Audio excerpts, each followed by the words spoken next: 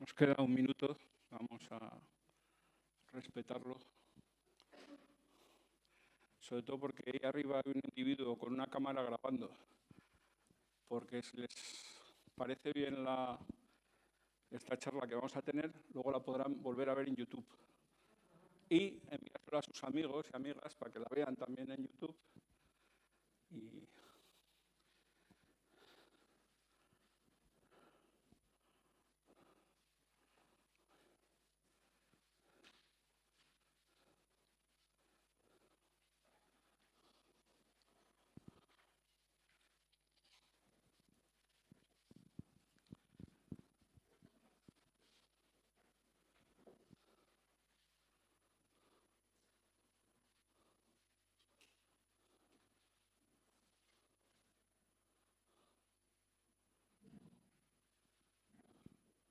bueno, buenas tardes a todos, bienvenidos al Museo de la Evolución.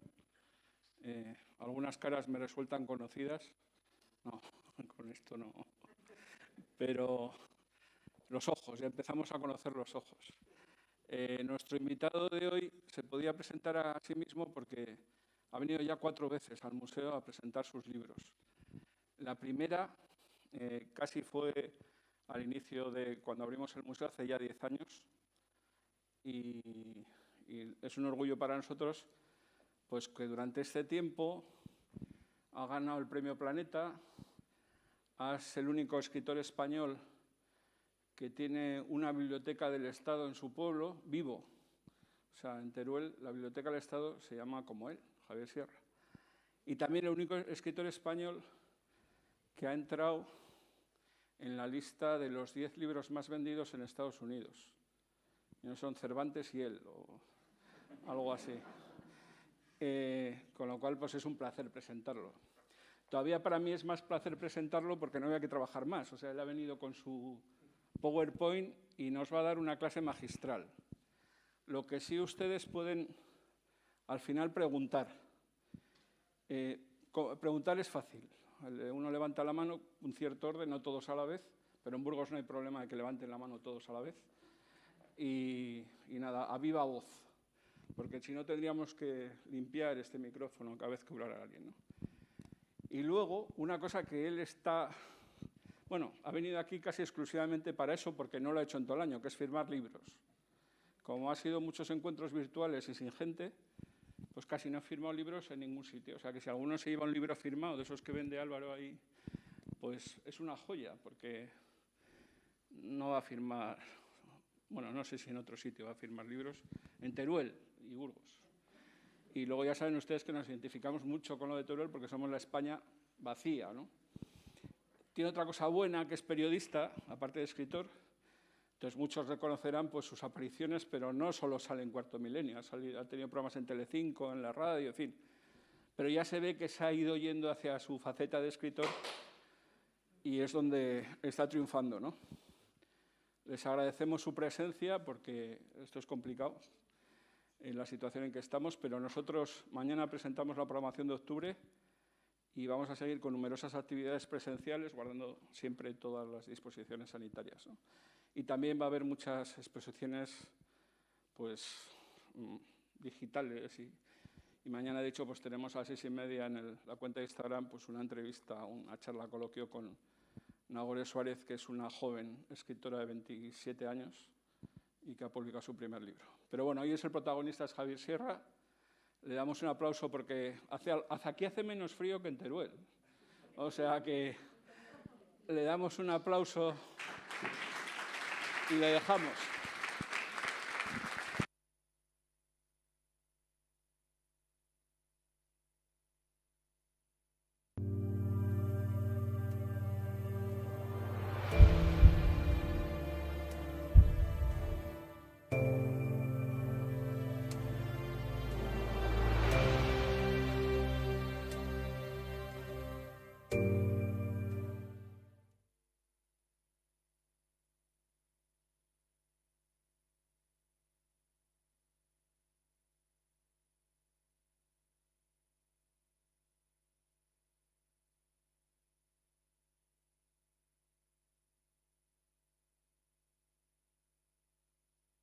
Ahora.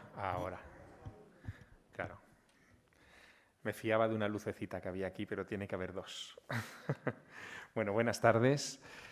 Para mí es un gran placer poder compartir estos minutos con todos ustedes en esta época tan particular, tan extraña, ¿no? Es casi una época de novela. Si yo hubiera tenido que escribir algo describiendo esta situación en la que ahora estamos, probablemente mi editor me hubiera tirado atrás el manuscrito diciéndome que tengo una imaginación desbocada y que esto no se lo iba a creer nadie. Bueno, pero esto es así, son los tiempos que nos tocan y son tiempos que a la vez también debemos tratar de convertir en tiempos inspiradores dentro de la dificultad que todo esto conlleva. Y en ese marco de los tiempos difíciles, pero que a la vez podemos convertir en tiempos inspiradores, es donde nace precisamente esta novela. Déjenme, vamos a ver si me aclaro con la tecnología. Opa. Esto va muy deprisa ahí. Déjenme contarles a título de presentación qué es lo que quiero traerles a ustedes como lectores, ¿no? El mensaje de Pandora es uno de esos libros que yo no tenía previsto escribir. No estaba en mi lista de proyectos, no estaba en ninguno de las carpetas que tengo abiertas todavía de papel, porque yo soy analógico más que digital, con las ideas para futuras novelas. Esto no estaba, no existía. Pero evidentemente los tiempos mandan, las circunstancias mandan y ocurrió algo que a todos ustedes les es desgraciadamente familiar.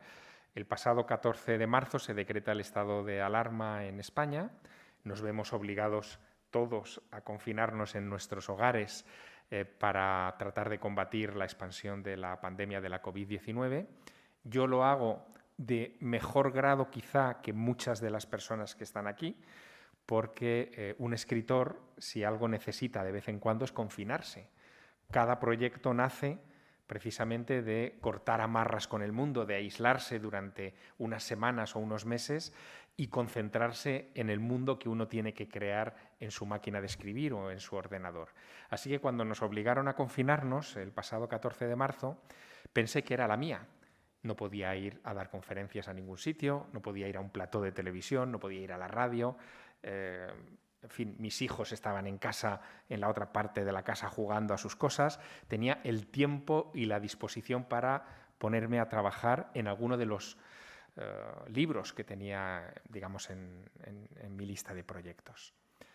Pero iban pasando los días y supongo que a ustedes también les habrá pasado, es un resorte psicológico, y iba entrando en un estado de incredulidad. El mundo se estaba deshaciendo delante de nosotros.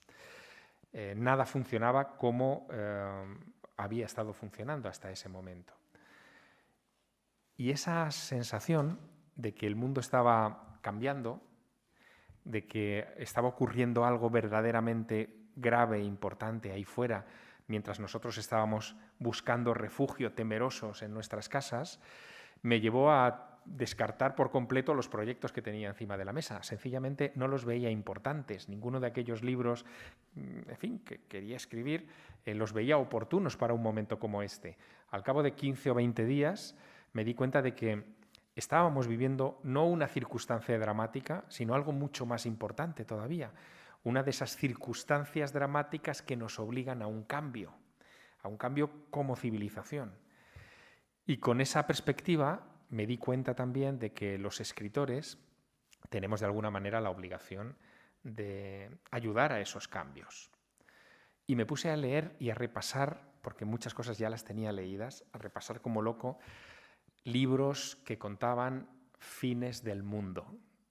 Sí, ya sé que mi gusto parece un poco macabro, pero tenía muchos libros en casa sobre fines del mundo, sobre milenarismos, sobre esos momentos en los que parece que la civilización se deshace y hay que rehacerla desde el principio.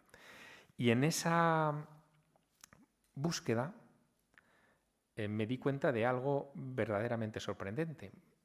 Muchos de esos fines del mundo tuvieron que ver con pandemias, pero sin embargo los escritores, los cronistas de las respectivas épocas en las que se produjeron esos acontecimientos decidieron no levantar acta de esas circunstancias.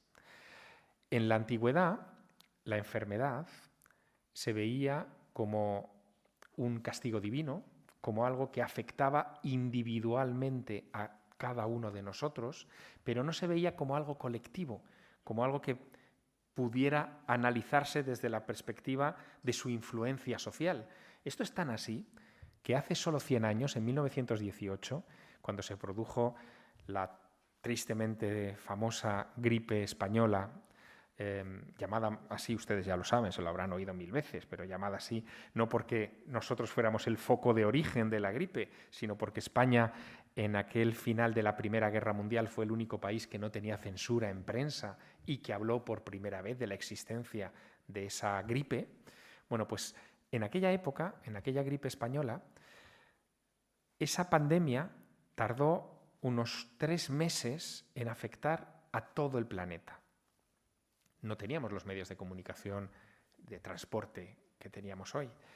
Y en la primera y segunda ola de aquella pandemia, que se produjo entre 1918 y finales de 1919, el número oficial de víctimas que se manejaba en aquel tiempo rondaba los 30 millones de muertos. Piensen ustedes que no hemos alcanzado todavía el 1 millón de muertos con la pandemia actual. En aquella época, en esos primeros zarpazos, se hablaba de 30 millones oficiales. Hoy, después de haber reabierto muchas fosas de aquel tiempo en diversos países del mundo, la estimación de víctimas se ha multiplicado. Pasa igual que hoy. Las cifras oficiales dicen una cosa, las históricas dicen otra. Y el cálculo del total de muertos que se llevó la gripe española de 1918 fue de unos 120 millones de muertos. Son más víctimas que los muertos de la Primera y de la Segunda Guerra Mundial juntos. Si ustedes vivieran en Francia y se fueran a un cementerio, cualquiera, en un pueblecito, descubrirían que en el rincón más sombrío del cementerio hay un conjunto de tumbas que pertenecen todas a octubre de 1918. Es el primer zarpazo de aquella pandemia. En todas partes está. Pero si lo hacen en España y se van también a un cementerio burgalés, van a encontrar que hay un sector dedicado a tumbas de octubre de 1918. En el de Francia encontrarán un monolito que recuerda a las víctimas de la Primera Guerra Mundial, ni mención, por supuesto, de la gripe española. En el de España no existirá ni siquiera ese monolito. Si ustedes acuden a la literatura, verán que ninguno de los grandes escritores de aquel tiempo, ni Hemingway, por ejemplo, ni John Dos Passos, ni Steinbeck, ninguno de aquellos grandes autores que se dedicaban a escribir sobre lo social en aquella época, dedicó un solo párrafo a la gripe española de 1918. Se quejaba de ello amargamente Virginia Woolf, que sí que escribió un pequeño ensayo llamado De la enfermedad, donde lamentaba, a raíz de la gripe española, lo increíble que le resultaba que la enfermedad no apareciera como uno de los personajes fundamentales de la literatura universal. Estaba el amor, estaba la muerte, estaban las pasiones, en fin, estaba todo lo que encontramos habitualmente en una novela, pero raro era el libro que se centraba en la enfermedad. Si echamos la vista más atrás, a otras épocas, por ejemplo a la peste negra del siglo XIV, esa ausencia de crónicas literarias que hablen de la enfermedad se hace todavía más patente. Sin embargo, encontramos muchas crónicas de carácter histórico, ¿no? Muchos escritores que lamentaron que durante la peste negra del siglo XIV aquella enfermedad se llevó prácticamente a 1 de cada 3 ciudadanos del continente europeo. No hubo familia que no hubiera sentido el zarpazo de la muerte. Y eso tuvo alguna repercusión en algunos poetas o en algunos escritores que lamentaban la muerte de amigos, pero que, salvo Dante, que creó el infierno, ¿no? El famoso, en su famosa Divina Comedia, el infierno, inspirado también en las catástrofes que trajo la peste negra, salvo Dante, muy pocos se atrevieron a plasmarla en la literatura. Pero ha llegado el siglo XXI Y nos ha sorprendido esta situación. Y los escritores, de alguna manera, nos hemos visto impelidos a interpretar lo que nos está pasando en una clave particular. Y ahí, en ese punto, es donde nace el mensaje de Pandora.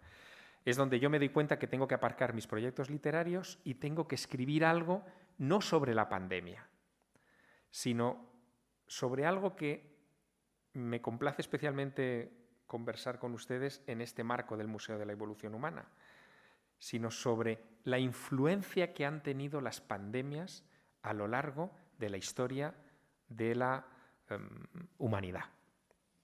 Y especialmente a partir de un momento histórico que es en que los antropólogos sitúan las primeras pandemias, que es el salto del Neolítico al Paleolítico.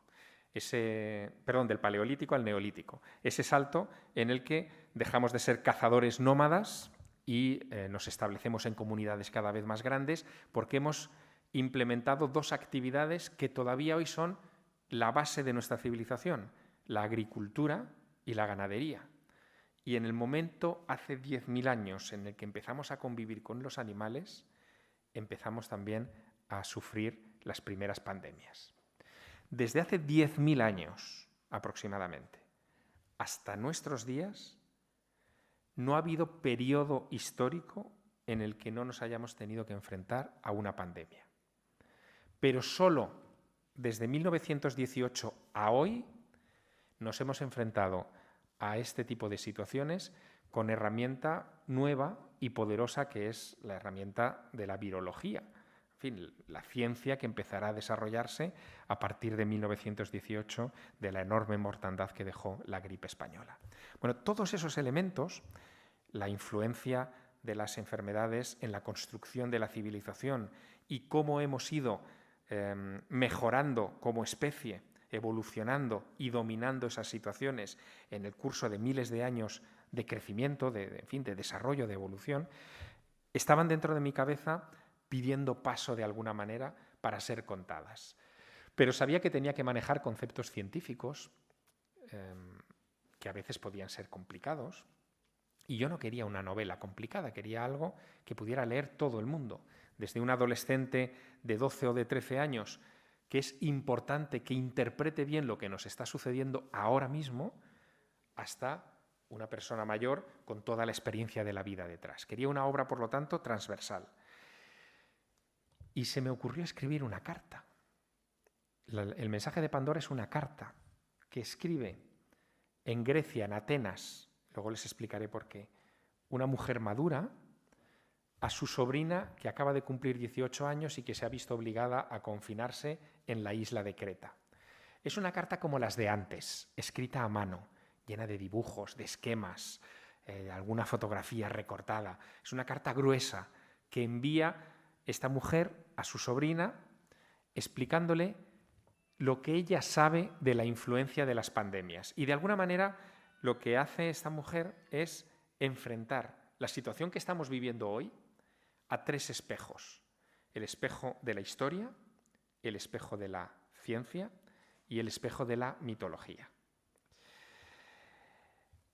Como toda carta, sobre todo si es de una cierta extensión, la protagonista principal, la autora de la carta, hace memoria de cosas compartidas con la destinataria y recuerdan un viaje que hicieron ellas dos, tía y sobrina, hace 4 años, en 2016, por el sur de Francia y el norte de la península ibérica.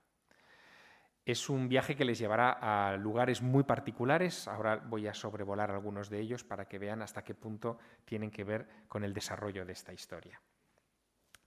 Pero, sobre todo, es un viaje en el que... Ahora lo vamos a ver si... Aquí está. En el que transitarán ¿funciona? Sí. Por algunos de los lugares en los que nació la civilización tal y como hoy la conocemos, y especialmente las primeras manifestaciones de arte, que ya saben ustedes, como sobre todo los que me hayan leído otras novelas, que es un tema que a mí me preocupa, ¿no? Se detienen en ese viaje en un pueblecito que se llama Montesquieu-Vantès, en el sur de Francia, que es donde se encuentra una de las representaciones pictóricas más enigmáticas de la historia del arte. Ese momento en el que los pintores de hace miles de años decidieron dejar de representar animales, que es lo que habían hecho básicamente, y figuras geométricas de difícil interpretación, para representar los primeros antropomorfos, los primeros autorretratos, por decirlo así, las primeras representaciones humanas. Una de esas primeras representaciones humanas es esto que ustedes ven aquí, que no verán prácticamente nada si no tienen el ojo entrenado, ¿no? Es el llamado, ahora lo verán, el chamán u hombre bisonte, vamos a ver si lo animamos, aquí, en el que lo que contemplamos es un cérvido que tiene características, rasgos humanos. Está levantado sobre sus cuartos traseros, parece, si uno lo ve con cierta perspectiva, incluso un disfraz, como si se hubiera echado una piel encima y tuviera esos cuernos y esa piel cubriendo a un hombre, que es lo que hay debajo, a un chamán. Y es una pintura que se ejecuta hace aproximadamente unos 10.000 años, justo en ese periodo en el que comenzamos a convivir con animales. Representaciones como esta, u otras que están en los museos de prehistoria de todo el mundo, nos demuestran que los seres humanos de aquel tiempo buscaron de una manera muy entregada, si no, no nos hubieran dejado estas imágenes, fundirse con los animales a los que ellos admiraban. Probablemente en el reino animal, descubrían facultades, capacidades que ellos envidiaban, la fuerza, la agudeza visual, la capacidad de tiro, en fin, 1000 cosas que ellos observaban en el entorno de la fauna con la que convivían, alguna de la fauna que domesticaron y que de alguna manera querían integrar. Por eso las primeras representaciones, vamos a llamarlas religiosas o trascendentes, hechas por el ser humano, son fusiones entre el ser humano y los animales. Nos encontramos al hombre león de Stadel, por ejemplo, de hace 30.000 años, la primera representación en una figura, en un hueso de mamut, en un marfil, de una divinidad. Ya es un dios híbrido, mitad hombre, mitad león. O esta misma imagen, ¿no?, de este chamán tan particular de Montesquieu Avantés. Bueno, de alguna manera, esas representaciones primitivas nos están indicando que en ese tiempo esa búsqueda de fusión con los animales pudo haber ya generado los primeros contactos zoonóticos donde un virus pudo haber trascendido y saltado a esas comunidades primitivas. Eso lo descubren las dos protagonistas de la novela, pero llegan a otro lugar en ese viaje que les hará también reflexionar. Después de recorrer distintos lugares de la prehistoria, que evidentemente no les voy a desvelar todos, porque eso lo tienen ustedes que encontrar en la lectura, en esa carta recuerdan también lo que les ocurrió el Jueves Santo del año 2016. Es algo que me ocurrió a mí, de hecho es una experiencia que a mí me impactó mucho. En aquel Jueves Santo del 2016, yo estaba haciendo un viaje familiar por el Ampurdán catalán. Y llegué a un pueblo del Ampurdán de noche que se llama Verges. Yo no sabía que en Verges es el pueblo de Lluís Llach, ¿no?, del cantante. Yo no sabía que en Verges, cada Jueves Santo, el pueblo se escondía debajo de los soportales de la Plaza Mayor, la dejaban desierta y pedían a 5 vecinos del pueblo que se vistiesen de esqueletos para danzar por en medio de la plaza. Al ritmo de unos tambores, esos 5 esqueletos iban recordando a los vecinos cosas muy vinculadas con la muerte, ¿no? Uno de los esqueletos sujetaba un reloj sin agujas, otro una bandera que decía «El tiempo es breve», y en esa ceremonia muy parca, de alguna manera recordaban a los vecinos que la presencia de la muerte a nuestro alrededor es constante. ¿De dónde venía esa fiesta, ¿no? Me pregunté inmediatamente. Y terminé, bueno, digamos que recogiendo mucha información sobre una tradición que se remonta justo a los días de la peste negra. En aquel tiempo en el que les decía que 1 de cada 3 europeos había muerto por culpa de la peste negra, en Verges ese índice se multiplicó. La mitad de los vecinos fallecieron por causa de la peste a principios del siglo XIV. Y la gran preocupación de los supervivientes, y eso a mí me resultó muy, muy curioso, era cómo contar a sus nietos y a los hijos de sus nietos que esa desgracia había tenido lugar y cómo advertirles para que se preparasen de alguna manera ante la llegada improvisada de una muerte de esas características. Eran tiempos en los que leer y escribir no estaba al alcance de todo el mundo, así que decidieron inventar un rito. Y el rito fue esto que yo vi aquel Jueves Santo, lo que llaman allí la danza de la mort, la danza de la muerte, que desde esa época hasta hoy, durante 700 años, ha estado recordando cada Semana Santa la presencia de la muerte. Es un memento mori, ¿no? Una de esas ceremonias o danzas que sirven para ejemplificar o para recordar que el mal está acechándonos en cualquier momento. Bueno, pues esa circunstancia yo, claro, la aprovecho también para la novela y hago que mis protagonistas, vayan encontrando pistas, elementos de esa reflexión que vivimos en el siglo XIV sobre la muerte por pandemia. Me interesaba especialmente por algo que, después de reflexionarlo mucho, no dejaba de ser un atisbo de esperanza, ¿no? Aquella peste negra, que sí que aparece en nuestros libros de historia y que es algo que estudiamos también cuando nos acercamos al final de la Edad Media, aquella pandemia tuvo un papel fundamental en la transformación radical de la sociedad europea. Hasta mediados del siglo XIV, buena parte de Europa vivía todavía en el antiguo régimen, en lo que llamamos el antiguo régimen, con la Iglesia y la nobleza controlando la cima de la pirámide social y articulando una sociedad que era eminentemente teocéntrica. Todo estaba alrededor del concepto de Dios. Era algo que heredábamos del mundo clásico, no es algo que se improvisara en el siglo XIV, ni en el XIII, ni en el XII, venía de muy atrás.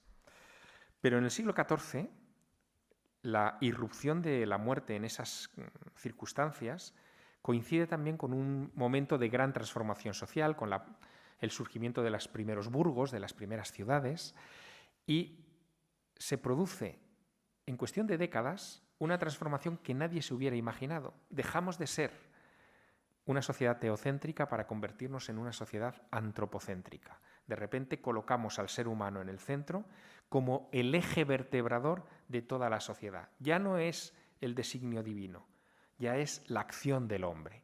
Y surge así la gran revolución que nos llevará desde el Renacimiento, desde la Edad Media al Renacimiento. Bueno, esa transformación era importante y la motivó una circunstancia de alguna manera similar a la que estamos viviendo.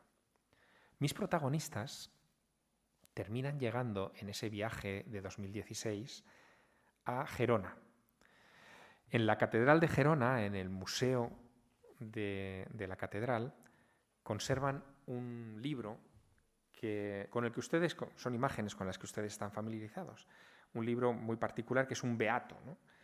El beato de Gerona, que en realidad se pintó en Zamora a finales del siglo X, es la primera obra de la historia que está firmada por una mujer. Ende de Zamora debía ser una religiosa de un convento zamorano a la que le encargaron iluminar ese beato, que es un comentario al Apocalipsis. Y en una de las imágenes aparece una representación que a mí me dio mucho que pensar. Es la imagen de la llegada del mal a la tierra, que se lo voy a poner aquí, aparece representada como una especie de sol negro, ¿lo ven?, en la parte superior, del que cae una lluvia ponzoñosa, que es la que transmite el mal a los seres humanos. Los seres humanos están conectados al veneno de los escorpiones mientras reciben esa lluvia caída del cielo que les trae el mal. Esa idea de la lluvia que nos trae el mal, esa idea de el cielo como fuente generatriz del mal, es antiquísima. Se encuentra ni más ni menos que, por ejemplo, en los mitos griegos. El título de mi libro debe, en fin, su origen a uno de esos mitos, que es el mito de Pandora. El mito de Pandora, por resumirlo, es un mito que trata de contestar a una pregunta racional que se hacían nuestros antepasados, que es la de ¿de dónde vienen las enfermedades? ¿Por qué he enfermado? Lo que dice el mito es que Zeus, el dios todopoderoso, el creador del universo, en un momento determinado se dio cuenta de que Prometeo, uno de los dioses menores, había entregado el fuego de los dioses, la iluminación, la conciencia al ser humano. Y Zeus, enfadado con esa transgresión, encadena a Prometeo y decide enviar un castigo a esa humanidad que ha aceptado el fuego y que se ha vuelto rebelde. Ese castigo lo encerrará en una caja que enviará desde el Olimpo, desde el cielo, a la tierra con una mujer perfecta, que es Pandora. Pandora, cuyo nombre ya encierra la esencia del personaje, es todos los dones, la mujer que tenía todos los dones, desciende a tierra para casarse con el hermano de Prometeo. La venganza era mucho más retorcida, los dioses siempre lo son, y le entrega esa caja con la instrucción precisa de que no debe abrirla bajo ninguna circunstancia. Pero Pandora, cuando llega a tierra, cuando llega al Peloponeso, abre esa caja llevada por la curiosidad y deja escapar de ella todas las enfermedades, todos los males. Es el final de la edad de oro de la humanidad. Esa idea de que el mal había llegado de una caja del cielo, una caja hermética, a mí inmediatamente me recordó algo de lo que, en fin, había leído mucho, ¿no?, en estos años anteriores, y que tiene que ver con una vieja discusión que también es muy pertinente recordar de vez en cuando en un lugar como este, ¿no?, como el Museo de la Evolución Humana, que tiene que ver con la eterna discusión ya no del origen del hombre, sino del origen de la vida en la Tierra. Habrán ustedes estudiado seguramente en su etapa escolar esa teoría que es la de Miller y Urey, son dos químicos eminentes del siglo XX, que propusieron que la vida surgió en el planeta Tierra casi por azar, por una serie de fortuitas combinaciones de elementos químicos en la sopa primordial que formaban los océanos originales del planeta hace 4.000 millones de años. La mezcla de esos elementos químicos, fortuita totalmente, provocó que surgieran las primeras formas de vida. La hipótesis de Miller y Urey ha sido discutida hasta la saciedad y todavía hoy es objeto de agrias controversias, ¿no? Se han tratado de reproducir en laboratorio esa sopa primordial, se ha tratado de generar vida a partir de elementos inorgánicos, pero nunca hemos llegado a demostrar que eso es factible.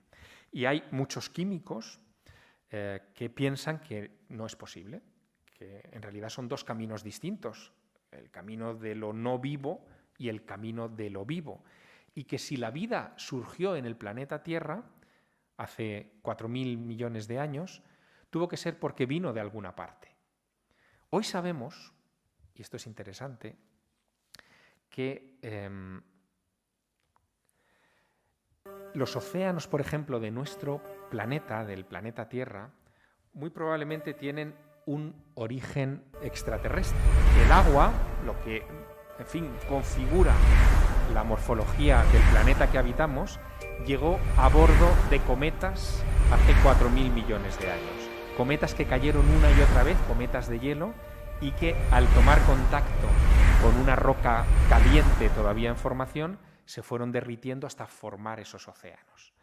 Lo que dicen esos mismos científicos que estudian el origen extraterrestre del agua en la Tierra, es que a bordo de esos cometas también pudieron haber llegado las primeras formas de vida. La hipótesis la formula a finales del siglo XIX, principios del siglo XX, un químico sueco llamado Svante Arrhenius. Este hombre llegó a ser Premio Nobel de Química en 1906. Y Arrhenius llamó a esta teoría la panspermia. Decía, vamos a ver si consigo, un momento, aquí está. Decía Arrhenius que daba la impresión de que la vida en la Tierra, si fue traída por meteoritos, recordaba a el modo en el que se fecunda un óvulo en cualquier especie mamífera, ¿no? Miren, los cometas serían como los espermatozoides. Cuando un espermatozoide se acerca a un óvulo, se acerca a un objeto que es 50.000 veces más grande que él. Y el mero roce de ese espermatozoide sobre la superficie del óvulo desencadena una reacción en cadena, valga la redundancia, a la que llamamos vida. Desde el punto de vista de Svante Arrhenius, ustedes y yo seríamos el fruto de una infección cósmica. ¿Dónde se originaría esa vida primordial en otro lugar del universo? Svante Arrhenius no tenía la respuesta para ese interrogante. Pero fíjense, en época de Arrhenius, a principios del siglo XX, los astrónomos, por ejemplo, todavía no podían estar seguros de que hubiera otros planetas alrededor de las estrellas que veíamos desde el nuestro. Los primeros planetas extrasolares los detectamos en 1995 y desde esa época, hace 25 años, hasta hoy, ya los contamos por miles.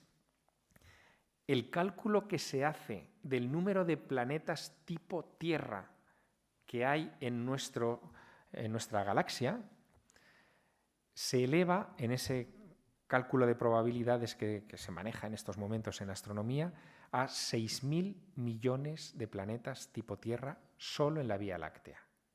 6.000 millones de planetas con potencialidad de tener agua líquida y situados a una distancia de seguridad suficiente respecto a su Sol, a su estrella, como para albergar también vida, con una masa lo suficientemente grande como para retener atmósfera. Por lo tanto, 6.000 millones de posibilidades de vida en nuestra Vía Láctea. ¿Pero cuántas galaxias hay? El cálculo más reciente habla de unos 2.000 millones de galaxias. Luego, es verdad que la posibilidad de que los elementos de la vida se puedan haber ocupado de otros planetas en nuestra galaxia y en otras galaxias del universo es muy alto. Y que nosotros, en vez de ser lo que pensábamos hasta hace unas décadas, una especie de accidente en el universo, algo único, excepcional, un planeta maravilloso perdido en una inmensidad absolutamente desocupada, en realidad podríamos ser una vulgaridad cósmica. La perspectiva cambia. Y ese cambio de perspectiva también me resultó muy interesante respecto al asunto que nos ocupa de la pandemia. Porque si la vida llegó hace 4.000 millones de años de una fuente lejana, extraterrestre, ¿cabía la posibilidad de que esa fuente lejana siguiera enviándonos microorganismos o patógenos hoy? Parece una pregunta de ciencia ficción, pero se la hacen científicos. Hay un autor que yo menciono en varias ocasiones en mi libro, que se llama Chandra Wickramasinghe. Él es astrobiólogo. Trabajó con Fred Hoyle. Fred Hoyle fue uno de los grandes astrónomos del siglo XX en el Reino Unido. Fue el hombre, por ejemplo, que acuñó el término de Big Bang, para que ustedes se hagan una idea, ¿no? Candidato a premio Nobel en varias ocasiones. Escritor de ciencia ficción. Fred Hoyle, junto con Chandra Wickramasinghe, desarrollaron en varios artículos y libros la idea de la panspermia de Svante Arrhenius y llegaron a emprender investigaciones fascinantes. Por ejemplo, quisieron encontrar los fósiles de bacterias más antiguos que hubiera sobre el planeta Tierra. Buscaron por todas partes y localizaron en Sudáfrica unos esquistos de 3.800 millones de años, muy cercano a esa frontera de los 4.000 millones de años, que es lo que consideramos que marca el inicio de la vida en la Tierra, y descubrieron en esos esquistos fósiles de bacterias tan complejas que estaban seguros de que tenían que haber venido de fuera, porque aquí no habían tenido tiempo material para desarrollarse. Hoyle, que era amante de la ciencia ficción, el maestro de Wickramasinghe, llegó incluso a especular un poco más. Decía, bueno, es que hay otro grado dentro de la teoría de la panspermia que se podría barajar. Él habló en un momento determinado de la panspermia dirigida. Decía, bueno, ¿y si esas bacterias o esos microorganismos que infectaron el planeta hace 4.000 millones de años no llegaron aquí a bordo de meteoritos? Tenían que haber superado, en fin, la ausencia de atmósfera, de agua, de nutrientes durante muchos cientos, si no miles de años, y por supuesto unas temperaturas gélidas absolutamente insoportables, ¿no? ¿Y si esos microorganismos llegaron aquí a bordo de cápsulas enviadas por una civilización extraterrestre que decidió sembrar el universo de vida? Y de ahí desarrollaron esa teoría fantástica de la panspermia dirigida que estamos muy lejos de poder demostrar. En cualquier caso, sus especulaciones han llevado a Chandra Wickramasinghe, al discípulo de Fred Hoyle, a hacer algo que me puso en guardia durante aquellas semanas de la pandemia, del cierre del confinamiento del mes de marzo. Verán, a principios de aquel mes me llegó una carta que había escrito Chandra Wickramasinghe, que hoy tiene 81 años, a la revista británica The Lancet, que es una de las revistas médicas de referencia. En ella les pedía que hicieran un esfuerzo científico por tratar de encontrar los fragmentos de un meteorito que el 11 de octubre de 2019 había estallado sobre la ciudad china de Songjuan, a unos 2.000 kilómetros de Wuhan. Ese meteorito, por las características de luz y de velocidad que tenía, eran, a ojos de Wickramasinghe, un potencial conductor de patógenos venidos del espacio. Envió esa carta en el mes de noviembre de 2019 a The Lancet y The Lancet, que ya habían publicado muchos artículos científicos de este hombre, desestimaron la publicación de la carta porque veían que aquello era una especulación sin ningún fundamento. Un mes y pico después, el 31 de diciembre de 2019, las autoridades chinas en Wuhan dicen que han detectado el brote del SARS-CoV-2.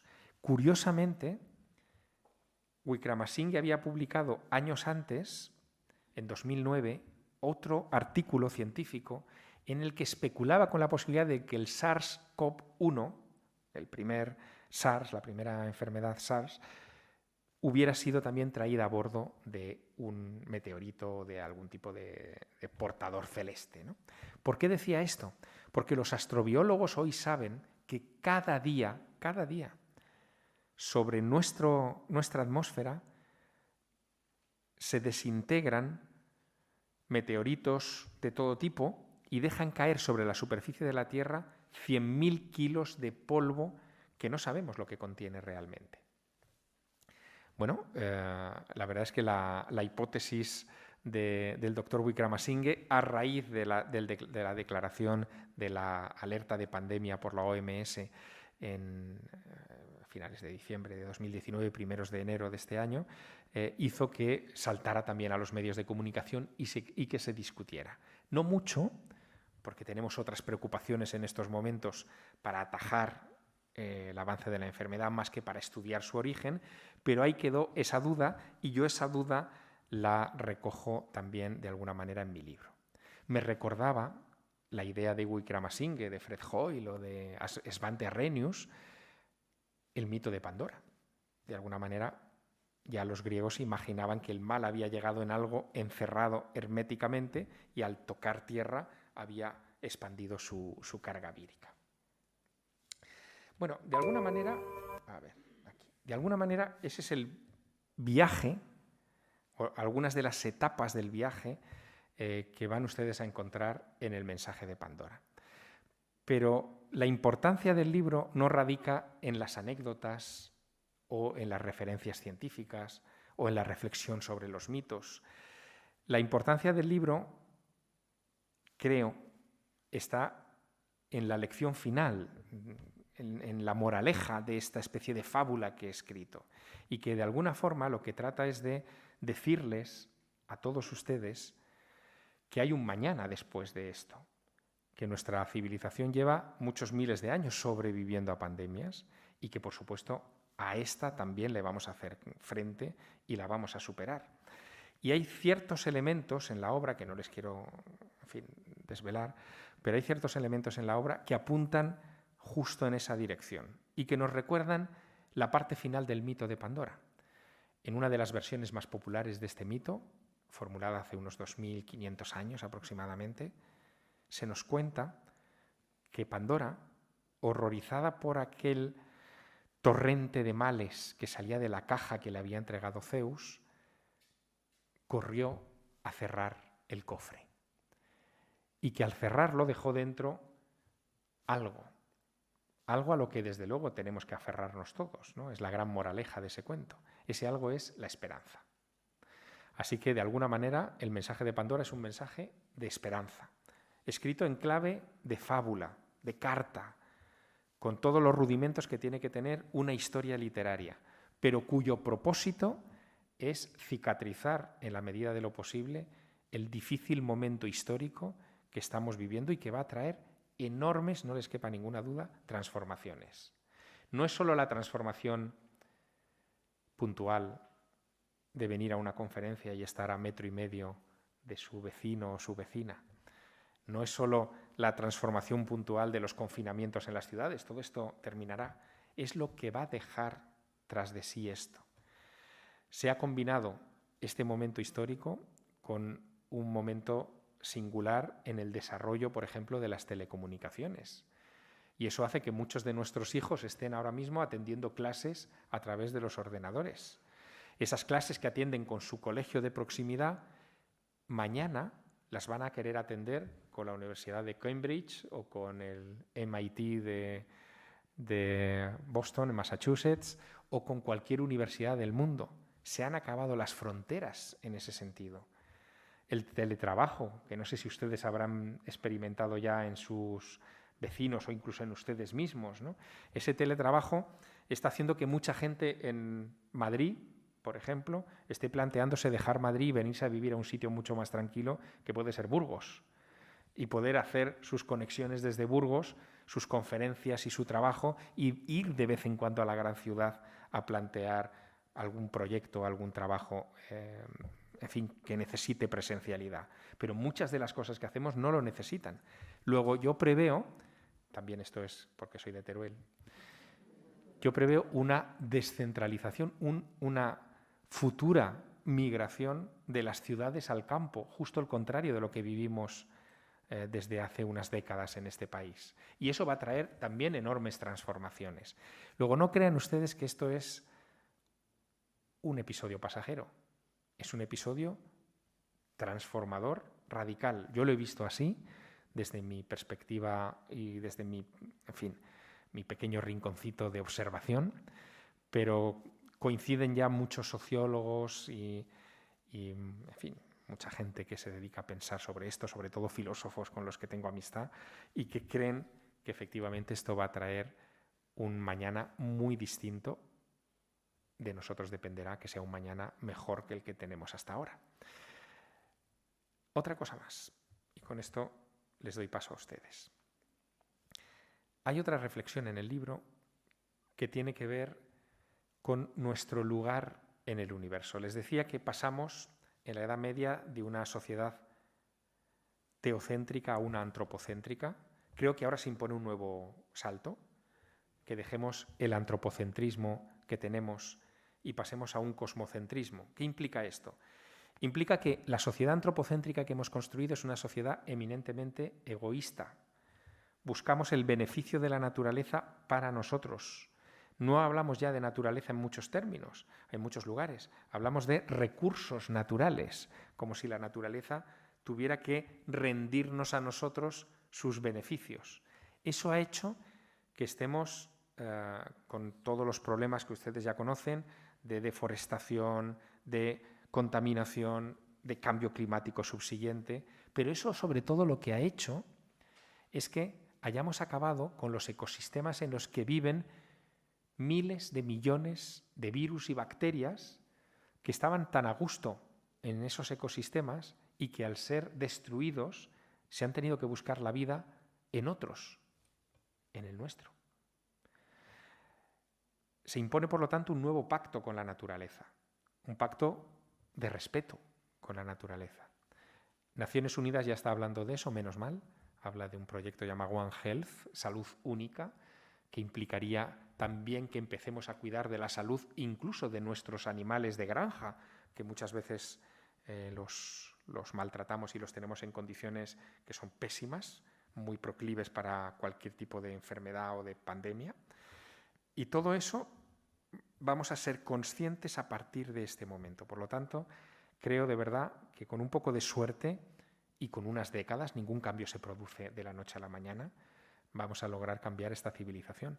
Nuestra supervivencia, que podamos seguir contándolo, que podamos poner otra muesca en ese esquema de la evolución humana que tiene a la entrada este museo, depende solo de nosotros y de esa conciencia que quizá esta enfermedad nos va a traer a todos. Muchas gracias.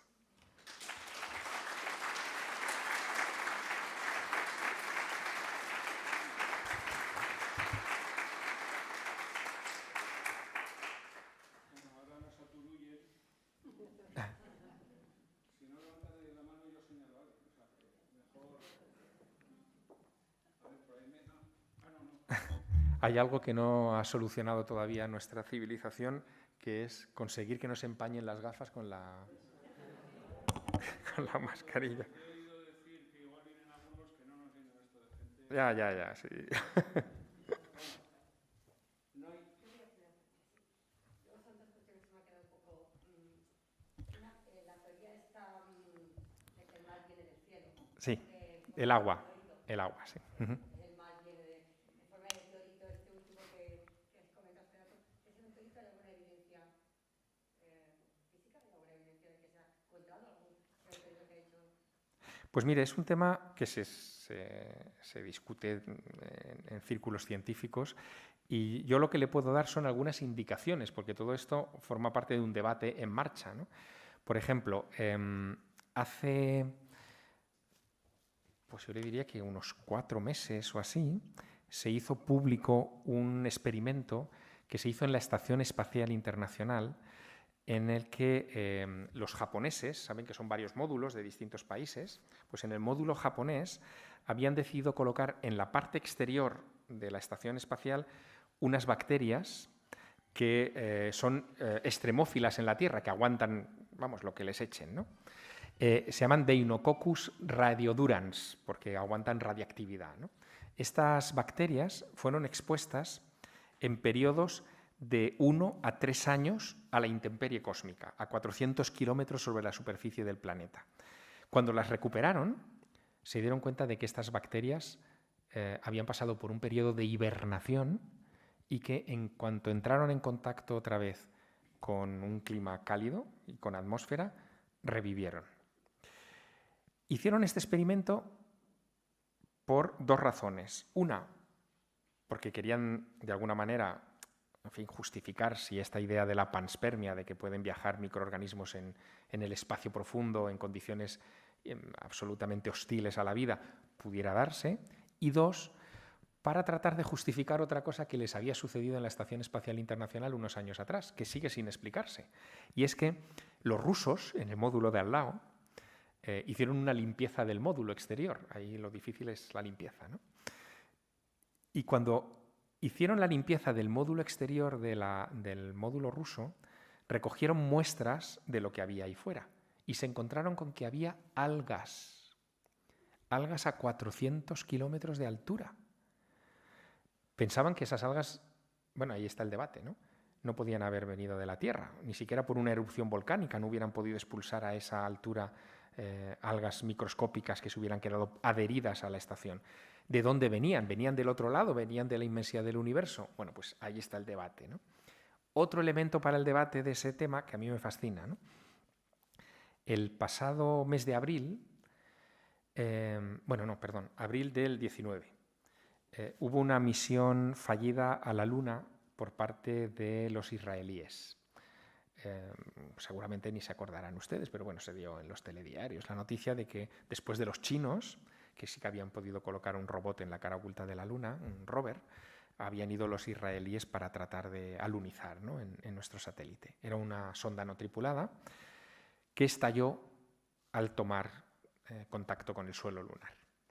Lo que se supo a las pocas semanas es que uno de los financieros que había pagado la misión, que era un magnate judío norteamericano, había enviado en esa misión una especie de probeta con unas bacterias muy particulares que son los tardígrados u osos de agua.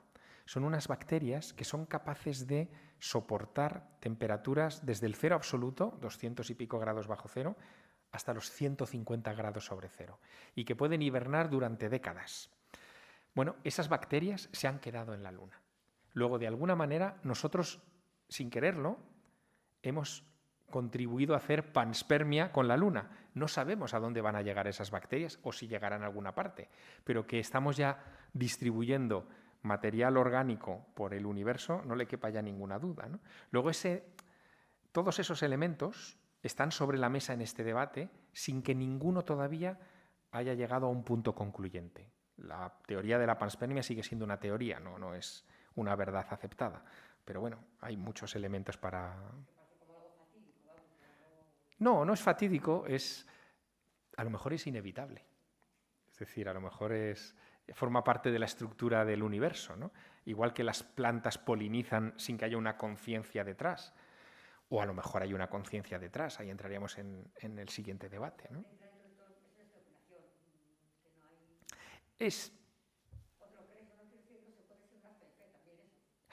No es un acto de fe. En este caso lo que hay son indicios. Indicios, no es fe, o sea, es investigación, pero no son concluyentes en el sentido de que queremos más, es decir, de que la ciencia necesita más material sobre la mesa, más pruebas concluyentes. Es como los fósiles de Fred Hoyle que le contaba de 3.800 millones de años de bacterias complejas. Pues es muy interesante, pero a lo mejor nos hemos equivocado al calcular cuando empezó la vida en la Tierra, y no empezó hace 4.000 millones de años, sino mucho antes, y por lo tanto tuvieron más tiempo para evolucionar. No lo sabemos. Uh-huh.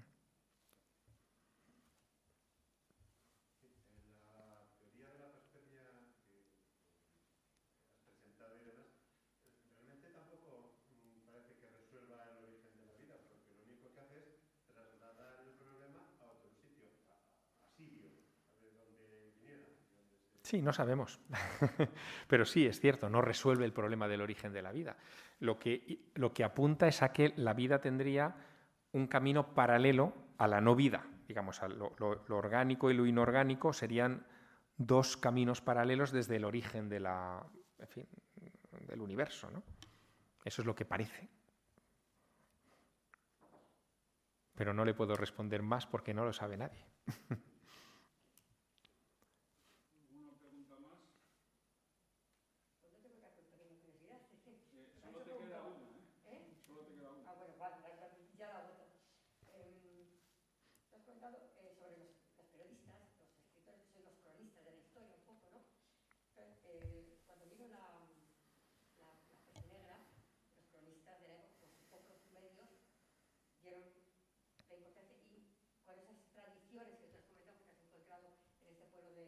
Sí, de Gerona. Bueno, pues quisieron dejar una perpetuidad y una fe de esa tragedia, ¿no? Luego llegó la peste española. Ahí, cuentan los periodistas, pues los escritores de la historia pasaron un poco por encima. Hemos llegado a esta pandemia, estamos en esta pandemia. Esa pandemia, yo lo que creo que es un poco, veo que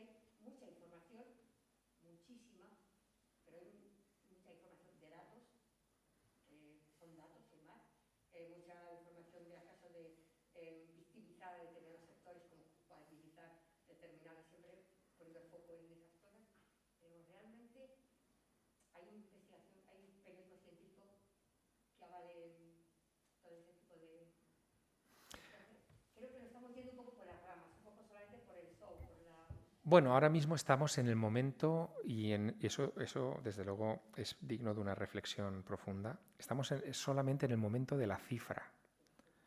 Es decir, nos están bombardeando continuamente con cifras, pero detrás de esas cifras hay una enfermedad cuyo origen no sabemos, hay víctimas que son personas como usted o como yo, con sus familias y con sus historias detrás, que se tienen que enfrentar a esta situación. Hay naciones, evidentemente, que se enfrentan a esto. En fin, hay otros elementos sobre los que no hay hueco en la prensa porque nos estamos dedicando a la cifra y al decreto ley, en fin, a la burocracia y a la subvención que vamos a pedir para que nos cubran los gastos que tenemos o los no beneficios que tenemos. Estamos en esa situación.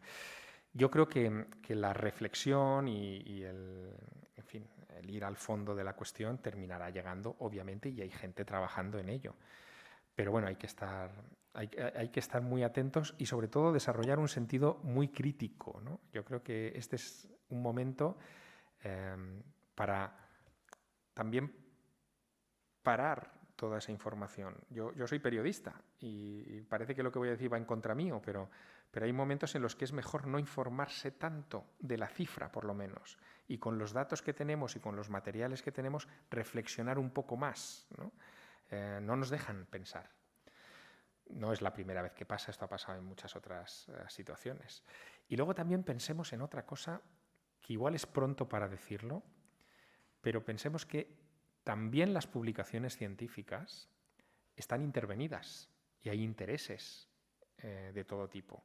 Esto, por ejemplo, se está demostrando ahora con las publicaciones científicas en el periodo de la bomba atómica. Han pasado 70 años de Hiroshima y Nagasaki, más de 70 años, y ahora sabemos lo que pasó en las publicaciones científicas americanas y alemanas en aquel periodo, donde grandes premios Nobel, ahí estaban Niels Bohr, estaba Albert Einstein, en fin, estaba toda esta gente, publicaban en función de los intereses de la defensa que tenía cada país para el que estaban trabajando. No estaban dando la información veraz, sino la información que convenía. Y eso ha pasado en todas las grandes crisis de los últimos años. También en esta estará pasando. Y eso también nos tiene que hacer reflexionar y tomar ciertas informaciones de hoy con cautela, ¿no? En fin, el momento no es fácil, sin lugar a dudas. Y luego piensen ustedes también en otra cosa que es muy interesante, cómo nos informamos hoy, ¿no? Ya no acudimos a los periódicos como nuestra fuente de información, que uno más o menos pues podía saber si tenía una determinada tendencia o si eran mejores o peores administrando información. La mayor parte de la información a la que estamos hoy sometidos es información a través de redes sociales. Las redes sociales funcionan por algoritmos. Los algoritmos calculan lo que a ustedes les gusta oír o aquellas cosas en las que ustedes son propensos a creer o a decir que les gusta o a compartir con amigos. Y van creándose una realidad que es la suya, pero no es la real, valga la redundancia. Es su realidad particular. Y eso está convirtiéndonos, por culpa de este elemento tan importante, en una sociedad muy individualista. Cada uno tiene su universo y no lo comparte con otros que, digamos, se oponen a él o son críticos con él. Esos desaparecen. Te centras en lo tuyo y en los tuyos, y de ese círculo pequeño no sale. Y eso también es peligroso en una circunstancia como esta, porque la pandemia no conoce de redes sociales, ni de divisiones territoriales, ni de idiomas, ni de presupuestos generales del Estado, ni de nada de esto. La pandemia es la pandemia, es la naturaleza, que a veces nos olvidamos que está por encima de nosotros, ¿no? No por debajo, que es lo que tendemos a creer inocentemente.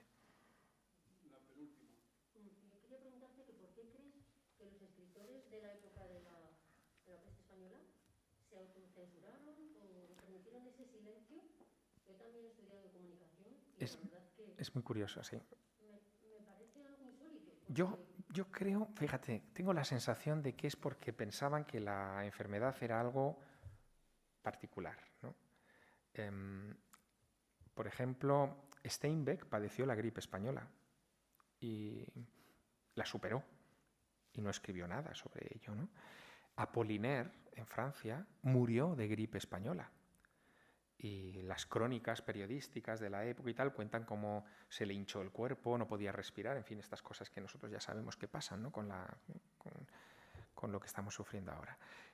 Y Apollinaire, en el periodo de, digamos, de agonía, escribió muchas cartas y muchas cosas y no tuvo la visión, ¿no? Yo creo que era una cuestión de conciencia de aquel tiempo, ¿no? La enfermedad era algo tuyo que tenías que superar tú y que al que estaba al lado no le importaba ni le afectaba, ¿no? Eso luego cambió, afortunadamente, y cambiaron muchas cosas. No todo es tan siniestro ni tan dramático, ¿no? Por ejemplo, que a ustedes les guste hoy el fútbol, o a algunos de ustedes, a mí no me gusta, pero tiene que ver con la gripe española. En 1918 nadie se ocupaba del fútbol en España, ¿verdad? Lo jugaban 4 ingleses en las minas de Río Tinto en Huelva, porque lo habían traído de Inglaterra y poco más, y era una cosa exótica. Pero en 1921, si no recuerdo mal, Alfonso XIII sanciona como real al Real Madrid. ¿Por qué? Porque cuando pasó la pandemia, de repente Europa, no España, Europa tomó conciencia de que una de las causas de mortalidad más fuertes era no tener un estilo de vida sano, no comer bien, no tener higiene, no hacer deporte, y se puso de moda el hacer deporte, y esta cosa de ir al gimnasio que hoy tenemos todos sale de ahí, y las autoridades deciden impulsar deportes para la población, y de ahí viene la sanción al Real Madrid con todo lo que vino después, ¿no? Es decir, que incluso en eso hubo una injerencia invisible que no nos explican, pero que es real, de la enfermedad en nuestros hábitos sociales durante más de un siglo. La última. Y como investigador, por ejemplo, ¿cómo crees que nos están manipulando, por ejemplo, los grandes laboratorios o en el mismo hecho, por ejemplo, de las vacunas, ¿no? Yo, mire, yo voy un poco más allá. Yo creo que lo que nos está manipulando, ahora van a decir, Javier, está como una cabra, lo que nos está manipulando es algo que hemos creado nosotros y que llamamos inteligencia artificial. O sea, hemos creado a Dios. O sea, hemos creado una superestructura que sabe todo lo que hacemos, que intuye lo que pensamos, que calcula a quién vamos a votar, o sea, lo sabe todo y que sabe qué necesidades vamos a tener y que está creando un sistema que a mí me parece un poco perverso, que es un sistema de suscripción. ¿Qué es lo que va a pasar a futuro? Que ustedes se van a suscribir a la vacuna de la gripe, a la del COVID, y cada año se la van a tener que poner y no importa más que eso, que la suscripción. Y todo eso está diseñado por la inteligencia artificial. A mí eso me preocupa. Sí, pero por eso, fíjense, esto es una oportunidad.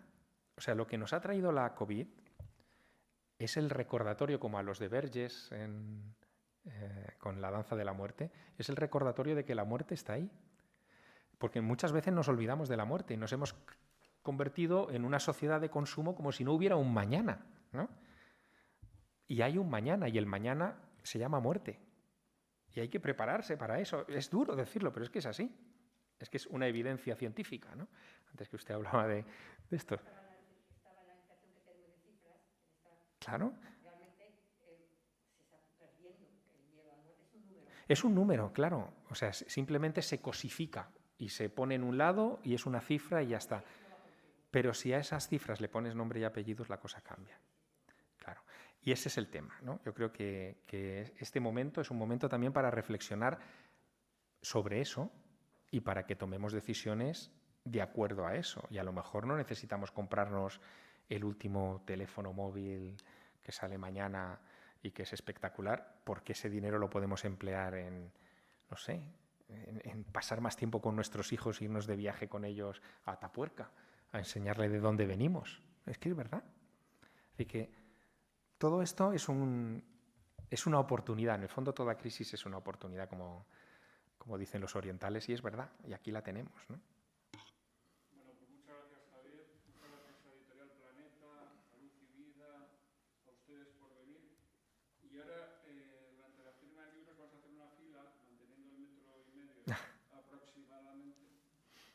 Y a la salida, los que no se queden, pues salgan ordenadamente.